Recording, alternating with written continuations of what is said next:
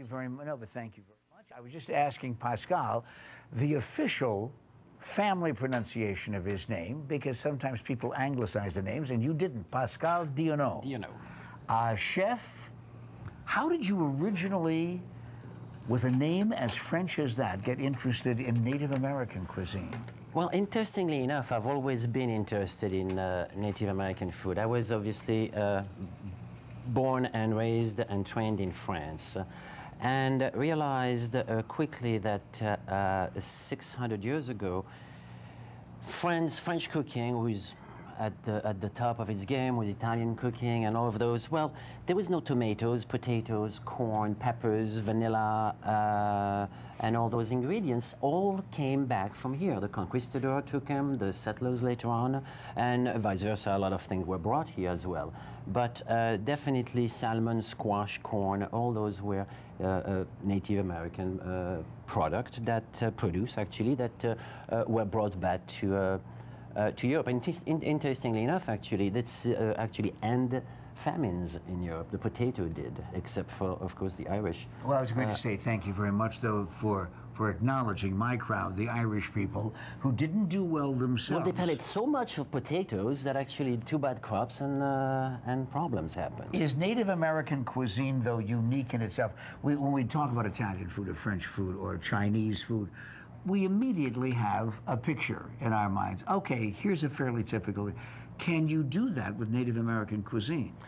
Not really, actually. What we probably think when we think Native American food, we're thinking fry bread, and which is not. I mean, fry bread was something that the native population in North America and Mesoamerica did not have wheat flour, did not have lard, and any of that stuff. Which, somebody at the state fair probably made it up. That's right, and we said, you know, here, this is what you got to eat now. And what do you have here? What are we? Well, we have salmon, and we have corn, and squash. And actually what I want to show you here is a classic dish, Native American, that is called the Three Sisters. The Three Sisters? The Three Sisters. Mm-hmm. Three Sisters are corn, beans, and squash.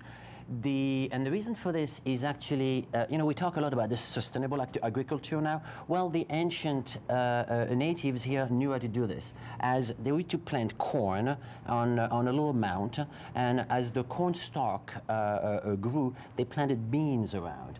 The beans used the corn as a pole, and then they planted squash on the outside, and the leaves of the squash made like a live mulch, kept the moisture. The bean gave nitrogen to the ground to help the corn. So those three actually helped each other grow. Pretty smart farmers. Absolutely. And what's going on here? Well, this is the squash that I am sauteing, and quickly when it mix. By the way, I want to tell you that when I was in France a long time ago, I asked at a restaurant if they happened to have corn as one of the choices of vegetables, and have you showed you the barn? Oh, the waiter said, you know, that's cow food. Yeah. Well, it has changed a bit. The European are actually now growing. But see, the corn that was brought to Europe 400 years ago and so was exclusively for cattle food. Mm-hmm. And the corn that we eat is a different hybrid, and they now actually in Europe are growing those and using it. While we're preparing this, talk about the classic Cooking Academy, if you will, because I want everybody to know they can learn this, and not just by watching the Pat McMahon. Yes, we have all kinds of classes. Our school in Scottsdale has classes from a one-day class, or actually 2.5-hour class, to a 6-month professional program.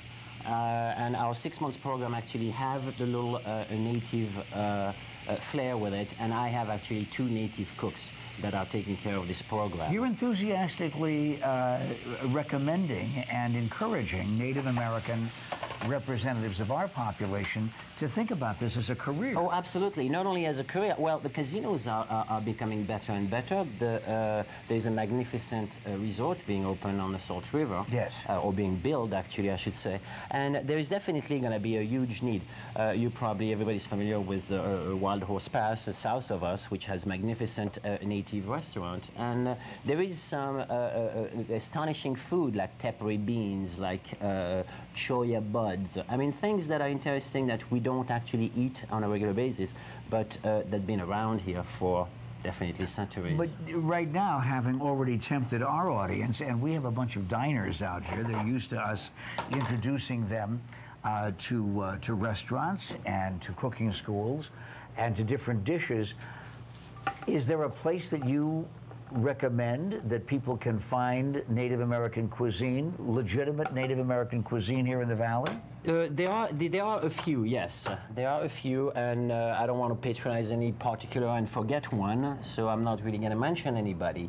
But we are actually, in our full-time program, we are teaching a little bit of history of Native American food, and more so actually try to combine. Obviously, we're not going to teach how to cook in an urn or a hole we're going to dig in the desert and make fire. Try to combine the ingredients with 21st century technology. What kind of ingredients? Now, we talked about the Three Sisters, we talked about corn and squash, we have salmon here.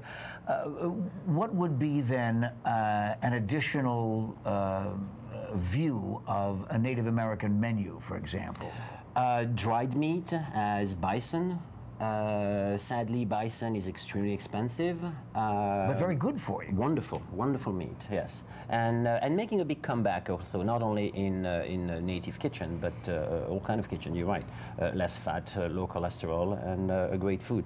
And what I'm also very interested in Native American cooking is more so trying to teach young native cooks eventually to become chef, how to eat better, how to go back to the community and fight the diabetes and all the ailments that are plaguing the natives. I know that the salmon you necessarily have had to sit out, so it isn't particularly warm.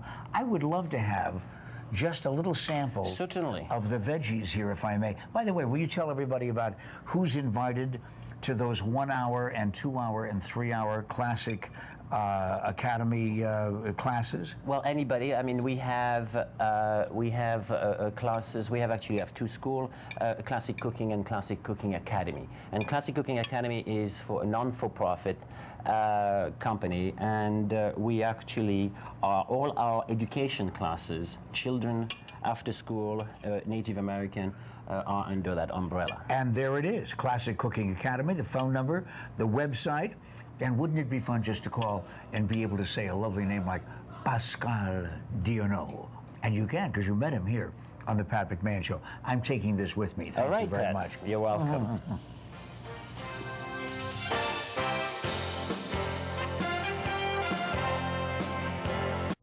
If you are tired of creditors constantly harassing you by telephone, then you should call Phillips & Associates now for a free bankruptcy debt evaluation. Call right now, 602-258-8888, or visit phillipslaw.com.